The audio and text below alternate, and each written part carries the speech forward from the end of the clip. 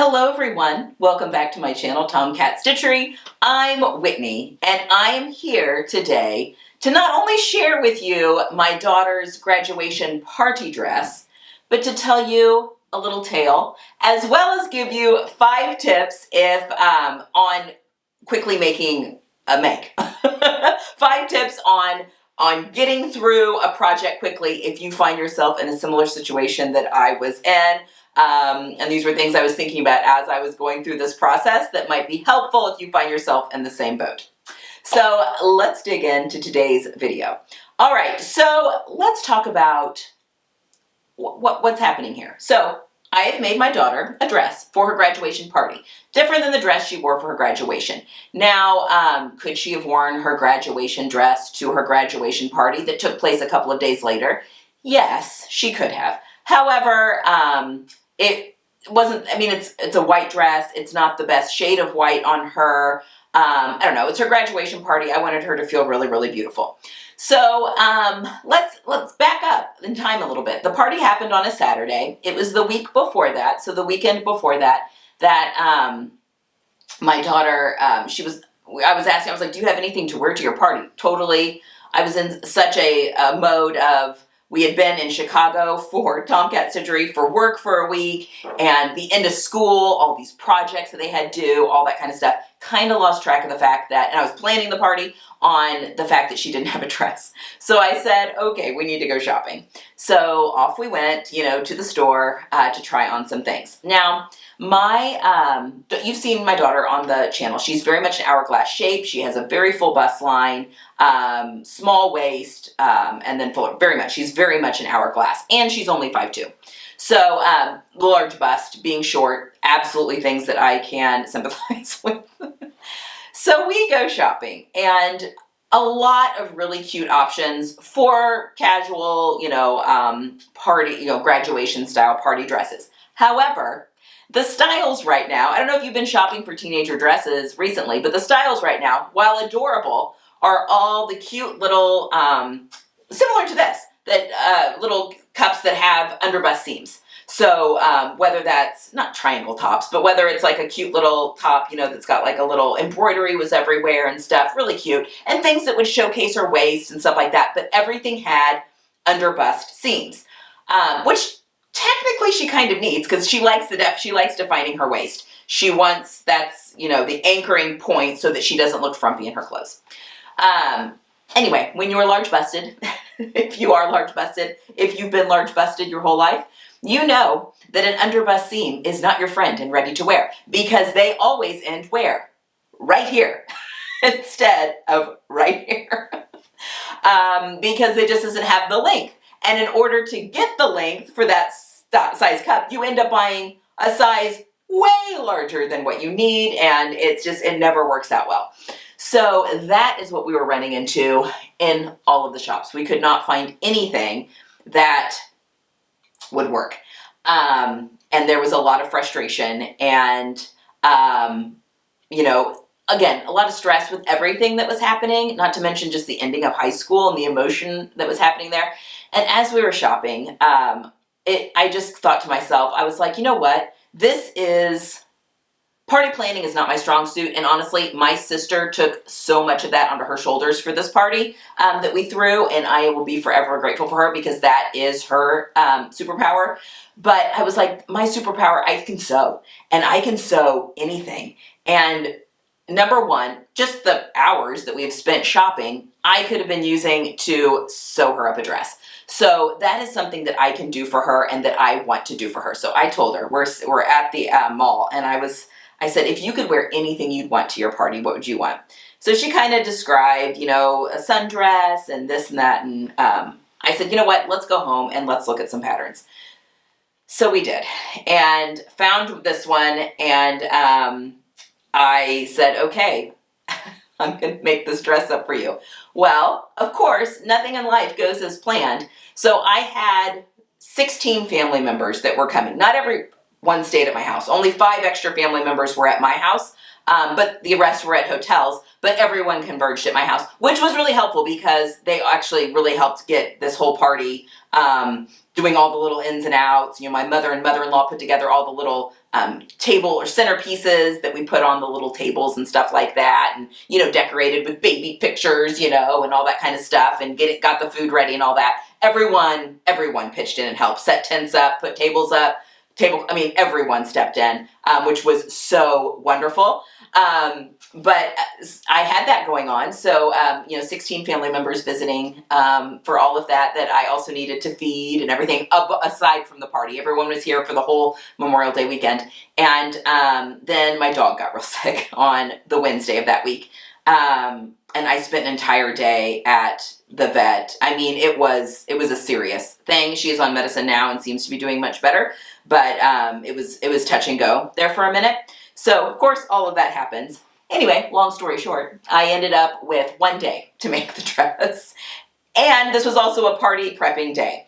And I was interrupted multiple times. If you follow, if you're part of my membership here on YouTube, you got to follow the whole story in real time as I was making up this dress. I just flipped the camera on and helped keep my sanity. And it took me longer than I think it would have if I had been just here at the house by myself. But I was interrupted for rightful reasons of, questions that needed to be asked on different things. And I had to go help with, to get this party put on.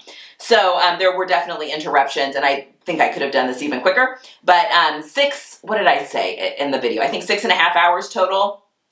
6 hours, something around there, to do this dress from the time I cut it out, including I printed out the pattern, to paint it together, cut out the pattern, cut out the fabric, all of that, 6 hours. And I broke it up into 2 separate places, which is part of my tips here. But let's talk about the pattern just a little bit and the fabric I used before I get into my 5 tips. So this is the Gertie's, I am part of Gertie's Patreon. So her Charm Patterns Patreon. I'm the very lowest tier. I've been a Patreon of hers since the beginning. I don't do a lot of vintage wearing myself, but there's just something about her patterns. They're really, really well drafted. And I've just been a Patreon. I've paid for it, my own money, and been a Patreon of hers since the beginning. This is the boardwalk dress and from the Patreon. And it is the bodice, and then it's got the tiered and gathered skirt that goes on to the bottom.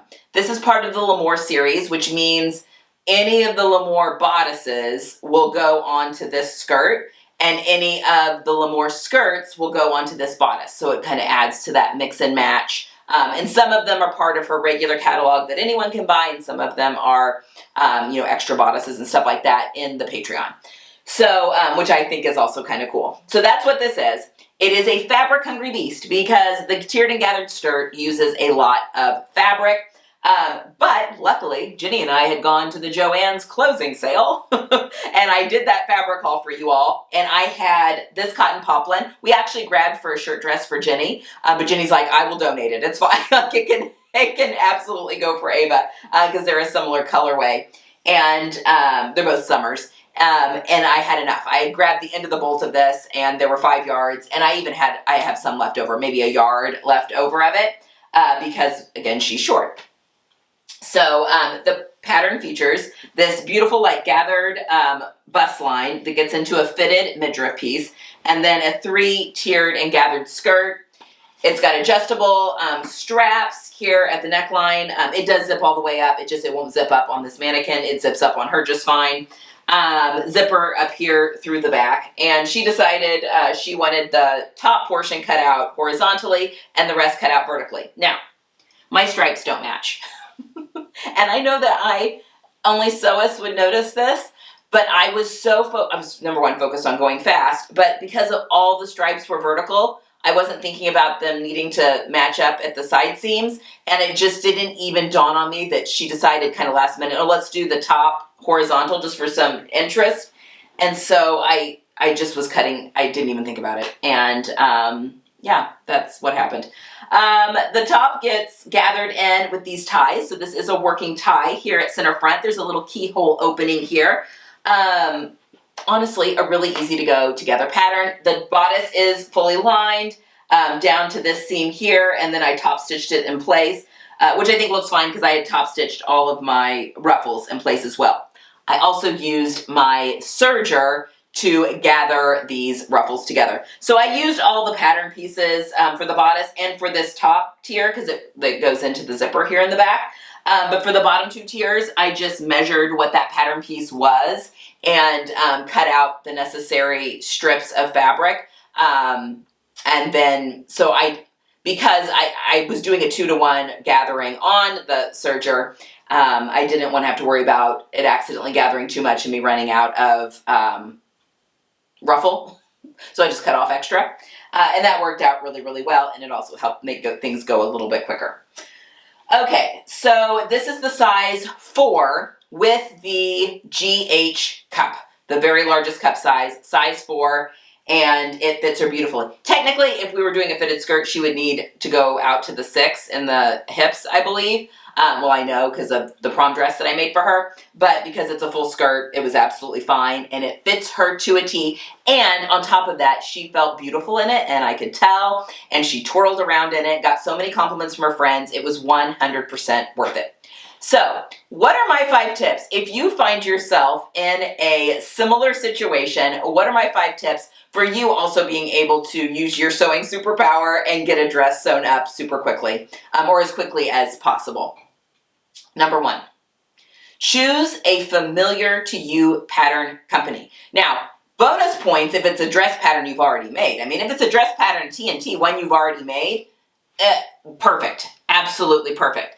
But if you're wanting something a little bit different or the occasion's calling for something a little bit different, use a same pattern company that you've used multiple times. I made the Gertie's Hollywood dress for my daughter's prom dress just a few weeks ago. So I had already gone through the fitting process of that dress. And I knew that for that dress, I had made her, based on the size chart, the size 6 with the EF cup, which is the second to largest cup. And noticed when I made the bodice, it was way too big in this section of her body. It fit okay under, like, right at the bust line, but the midriff section and down to her waist was way too big. I took a lot out, like a couple of inches when all was said and done.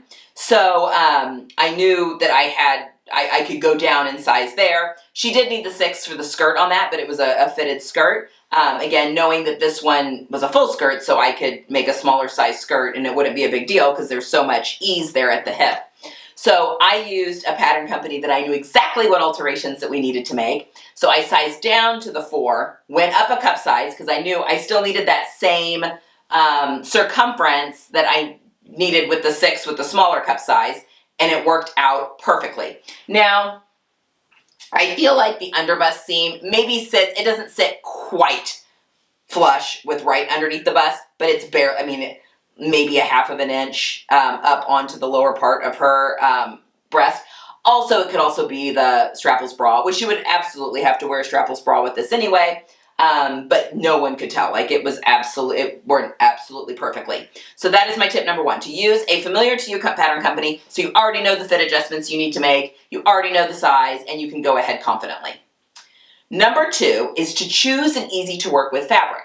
Now, when we were going through fabric, again, we were limited because this took a lot of fabric. However, she immediately went to a rayon challis or a viscose challis that I had in the stash, and I was like, well, yes, and any other time, if I had more time to, like, go a little bit slower and take my time, absolutely, any day of the week would have worked.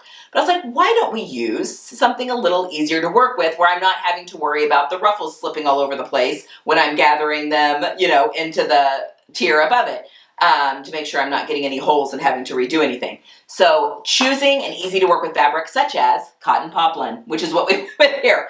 Honestly, with this dress, while it would have been beautiful in a rayon or a viscose challis, it would have, you know, fallen in on itself a little bit more. It would have been a different look to the dress. It still would have worked beautifully, still would have been wonderful, but I do like how the cotton gives it just a little bit more stand away from the body there in the skirt and a little bit more swishability, and I think she was very happy with that as well. So choose an easy to work with fabric. Cotton is a really easy one to use and definitely a go-to. I would have gone even cotton lawn if I had any cotton lawn that was in yardage this big. Anyway, it worked out gorgeously. Okay, number 3, if possible, cut in one sitting, sew in another sitting. And I was able to do this. So, I say it took me one day. The night before, I printed off my pattern. I laundered my fabric while I was piecing together my pattern and cutting it out. And then when the fabric was ready, gave it a good, actually Jenny ironed it for me. And then I cut everything out, interfaced all the areas that needed interfacing, which was mostly around the keyhole and the zipper for that. But any interfacing you might need, go ahead and get all of that fused. So then everything, go ahead, thread your machine, put your new needle in, get your serger threaded, whatever the case may be, get everything ready so that you're ready to hit the ground running the next morning or when you were able to come back down again to do some sewing. So if possible, and I know sometimes when we're sewing quickly, we don't have the luxury of having that time, but if possible, separate it up into 2 sittings, a cut prep sitting and a sewing sitting, only because it just really helps your brain and helps you really focus in on the task at hand, take a break, come back, focus in at the task at hand again, and really dial that in. Number 4. Okay, sorry. Yeah, number 4. Sorry, I'm looking at my list here so I don't skip anything. Take some time, even though you're going to feel rushed and you know you have to get this dress done in 3 hours or whatever the case may be. Take time to carefully read through your instructions. If you take that time at the beginning to go through so you mentally have kind of a checklist, I mean, you can still refer to your instructions as you go, but making sure that you go through everything first, you're going to have it's going to be less likely that you're going to skip a step or do something backwards or mess something up, because time is money here, people, and the less we have to unpick, the better it will be. So take that time to read those instructions so that you are unpicking less. I got really turned around with the bodice of this, with the straps and trying to get those sewn in and putting the straps in, and I did have to unpick. So had I taken the time to carefully read through everything slowly, then I would have had a better understanding of how the steps were going to go, what order they were going to go into in order to in my case, I changed the order of instructions because I have my preferred way of doing things, but at least knowing why the designer was doing it this way and having those in mind. So even though it feels like maybe you're wasting time, you absolutely aren't if you just take the time to go through those instructions before starting the project. While it seems counterintuitive to slow down when you're trying to go quickly, it really does make a huge difference. And then number 5. Take the time to try it on before you seal things up. So in this case, it was tacking the lining down. So, and putting that on her, it hadn't been hemmed yet. The lining was in, but it hadn't been tacked down yet because I knew there was a chance maybe I would need to take it in a little bit more at the waist or let it out a little bit more at the waist. I wanted to be able to easily do that without unpicking things. So taking that little extra time to try things on before you finish everything up, again, can make a huge difference. And then we were also able to see, I had her pop her shoes on real quick. Great. The hem looks great. I'll do a tiny narrow hem there at the bottom and we'll be good to go. And that was it. Everything went smoothly, which isn't always the case. But everything went smoothly. Again, I was interrupted multiple times during the whole making of this. But those 5 things and slowing down, even though it was counterintuitive and it's really hard for me to do, really helped me zone in on what I needed to do. Now, if you are someone that does a lot of sewing and you feel very proficient, or maybe it's a TNT pattern that you wear that you've made 100 times, I personally love that, and I know this isn't for everyone, but I can put AirPods in, turn on an audiobook, especially if it's an audiobook that I've read before or listened to before, and I can really get into the zone and go quickly, which is what I did for this project as well. Now, I know not everyone works that way. This is kind of a bonus tip. Not everyone works that way, and sometimes you want to be able to focus and really go through your list of instructions as you're actually sewing. So that doesn't work for everyone. But if you are someone that really can go into, muscle memory a little bit with some of these things, I find it to be very helpful to be able to put on, again, an audiobook I've already either read or listened to before, so I'm not having to pay a lot of attention to it. It's just some, and that also helps me to really get into the zone to be able to get things finished. So again, 6 hours later, she had a dress that fit her perfectly, that she looked gorgeous in, and it was definitely worth it and something that I could do as a mom for my daughter. And isn't that the most special of things that we can do for our loved ones? All right, guys, that is all I have for today. My daughter in her new boardwalk dress that she'll absolutely be wearing a ton more this summer. It looks adorable on her. And it's been very cold here, And she had a little sweater on in the morning. Our party was like from 4 to 7. It was in the evening. It warmed up. The sun was out the entire day of their party. She was able to wear it without her little cropped sweater, just as, you know, it was intended to be worn. It worked out perfectly, and then immediately got cold again the next day. I feel like it was meant to be. Felt very, very good. All right, guys. That is it for today. I hope you've enjoyed this one. I hope these are tips that you can take if you find yourself in a similar situation. Get some sewing in. Get maybe some nice relaxing sewing that's not rushed. That's what I would like right now, just some sewing that's not rushed. But get some sewing in, and I will see you guys again next time. Bye.